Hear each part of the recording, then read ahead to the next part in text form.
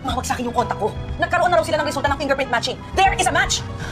Mukhang itong si Moira nga ay nakahanap na namang ng kakampi sa mga kapulisan dahil nang malaman nga niya, ang resulta ay agad nga niyang kinausap si Zoe.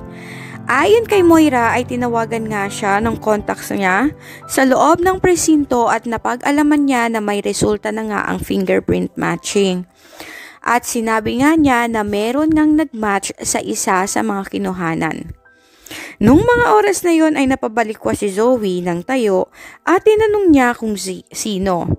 At ayon nga kay Moira ay kailangan na nilang maghanda dahil kung sakasakali man na si Zoe o si Moira nga ang siyang nakuhana ng fingerprint matching ay siguradong makukulong sila.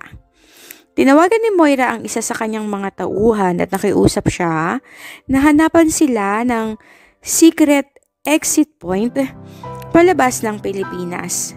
Ayon sa kanya, hindi na siya papayag na makulong ulit dahil nagkaroon nga siya ng trauma sa kanyang mga dating kasamaang preso.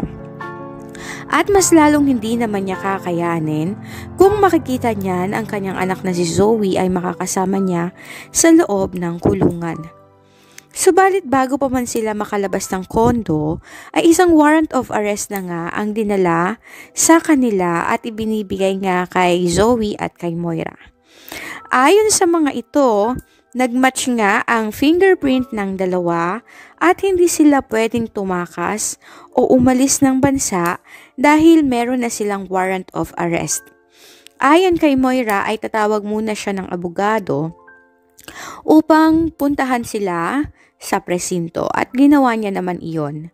Sa tulong nga ng kanyang kaibigan ay nagkaroon nga siya ng abogado, subalit mangyak-ngyak si Zoe nang malaman niyang makukulong na siya kasama ang kanyang ina.